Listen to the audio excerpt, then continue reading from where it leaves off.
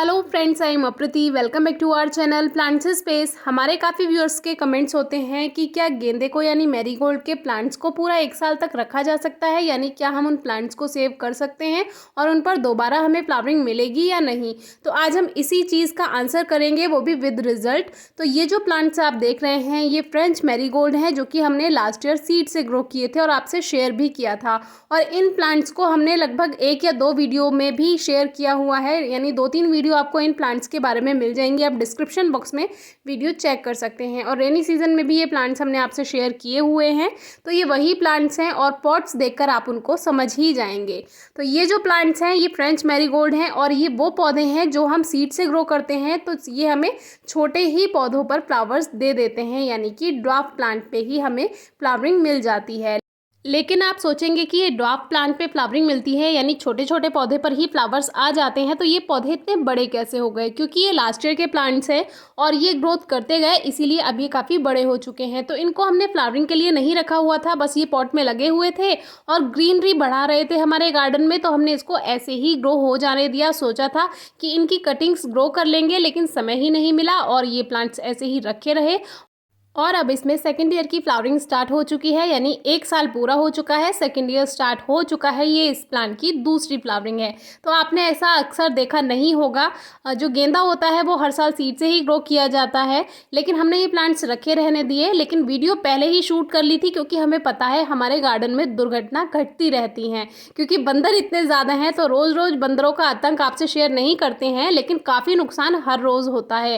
तो ऐसे ही ये मैरीगोल्ड जो है उसको बंदर काफ़ी नुकसान पहुंचाते हैं, क्योंकि इनके जो फ्लावर्स हैं इनको ये खा जाते हैं, इनमें जो सीड्स होते हैं। तो वही हुआ, अच्छा हुआ हमने स्टार्टिंग में वीडियो शूट कर ली थी। उसके बाद क्या हुआ, उन्होंने कलियों को भी खाया, फ्लावर्स को भी खाया। लेकिन आज का हमारा टॉपिक ये नहीं है। आज हम आपको जो लास्ट ईयर के प्लांट्स हैं उनकी कलियां यानी फ्लावर बड्स और उसकी फ्लावरिंग शेयर करने वाले हैं। तो इससे आपको एक अंदाज़ा हो जाएगा कि हम अगर मैरीगोल्ड के प्लांट्स को ऐसे ही रखा रहने दें तो वो हमें नेक्स्ट ईयर में भी फ्लावर्स दे सकते हैं।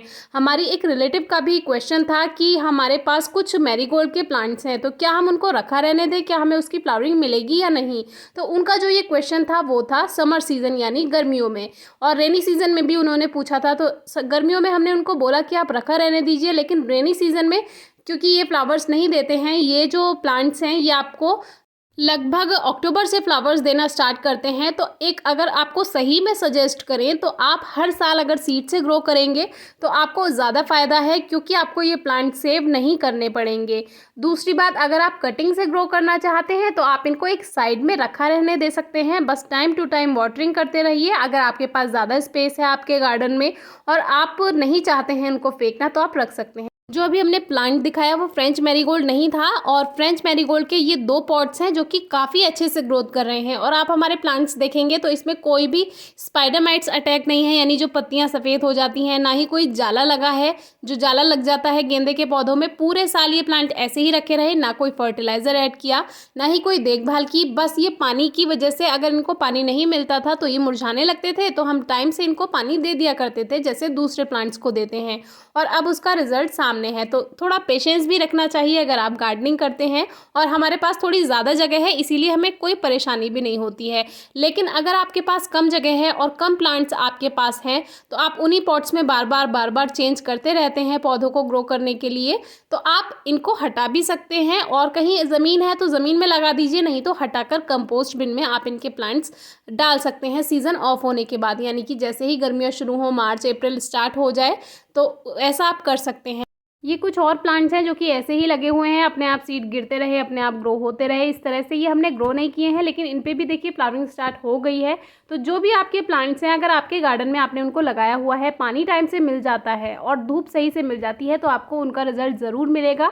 बस हाँ, एक बात और होती है, जो हमारे लास्ट ईयर के मैरीगोल्ड यानी गेंदे के पौधे होते हैं, अगर आपने उनको रखा हुआ है और आप देखभाल नहीं कर रहे हैं, तो थोड़ा सा ये होगा कि जो फ्लावरिंग की क्वालिटी होगी, यानी फ्लावर्स की जो क्वालिटी होगी वो थोड़ी सी कम रहेगी, यानी या तो फ्लावर छोटा रहेगा या उसमें पेटल्स कम आएंगी। तो इस तरह का आपको देखने के लिए मिल सकता है। लेकिन फिलहाल काफ़ी ज़्यादा कलियां हैं और बिना देखभाल के अगर आपको फ्लावर्स मिल जाते हैं, अच्छा रिजल्ट मिल जाता है, तो इसमें कोई नुकसान की बात भी नहीं है। तो आप इनको रख भी सकते हैं और इन प्लांट्स की कटिंग्स को भी ग्रो कर सकते हैं, जो कि एक वीडियो हमने ऑलरेडी शेयर की हुई है।